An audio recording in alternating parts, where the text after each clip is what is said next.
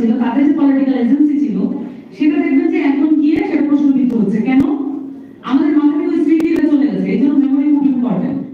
আমাদের মাথা থেকে ওই স্মৃতিটা চলে গেছে যে আমাদেরকে, আমরা যখন জাতিগতভাবে বিপর্যয়ের সম্মুখীন থাকি, জাতিগতভাবে যখন আমরা হুমকির সম্মুখীন থাকি, তখন আমাদের উদ্ধারকর্তা কারা হয়?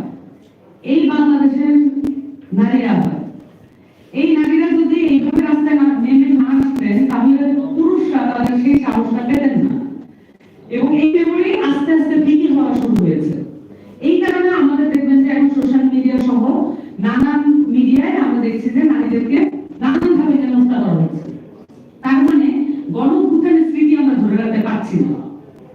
গণঅভ্যুত্থানের স্মৃতি যদি ধরে রাখতে পারতাম, নারীর পোশাক, তার ধর্ম, তার বর্ণ, তার চলাফেরা, তার সমাজ কি, এইটা আমরা দেখতাম না।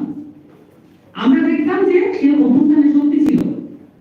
তাহলে অভ্যুত্থানের শক্তিতে সকলের মধ্যেই আমরা সেই জায়গাটা রাখতে পারতাম, সেই বিনিময়টা রাখতে পারতাম। কিন্তু তার বদলে এখানে ক্রেডিট তার সেই জায়গাটা এসছে। এনসিপি কিন্তু অভ্যুত্থানের পরবর্তীতে গড়ে ওঠা দল, কিন্তু তারপরও এই ক্রেডিট বাজির যে আবহ আছে, সেটার মধ্যে থেকে কিন্তু আমরাও মুক্ত থাকতে পারছি না। কারণ আমরা দেখছি যে যারা অভ্যুত্থানের সময় এই অভ্যুত্থানকে অস্বীকৃতিও জানাচ্ছে, তারাও এখন ক্রেডিট বাজির মধ্যে ঢুকে পড়েছে, এবং তারা এই অভ্যুত্থান তারা ঘটিয়েছে এই ধরনের একটি ক্লেইমের মধ্যে তারা আছে।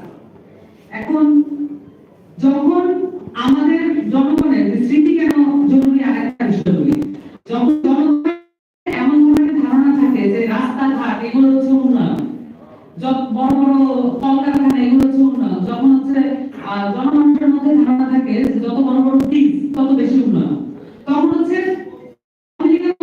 দলের অনেক বেশি সহজ একটা পদ্মা সেতু দিয়ে আয়োজন করা।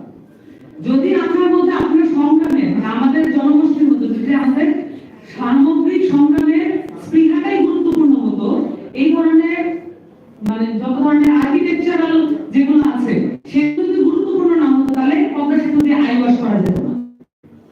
সেতু দিয়ে তার যে মানে পতনের সম্ভাবনা, সেটা সে আরো পিছিয়ে দিয়েছে অন্তত 3 বছর।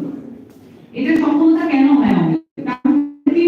অর্থে, সামগ্রিক অর্থে আমাদের জনগোষ্ঠীর মেমোরি আমরা এখানে সংগ্রামকে ধরে রাখতে পারিনি। আমরা কতগুলো তারিখকে বেছে নিয়েছি, আমরা 47, 71 এই তারিখগুলোর পিছনে যে মানুষের অবদান, সেটা ইম্পর্টেন্ট না হয়ে তারিখের বদৌলতে যে রাজনীতি আসে, এই রাজনীতি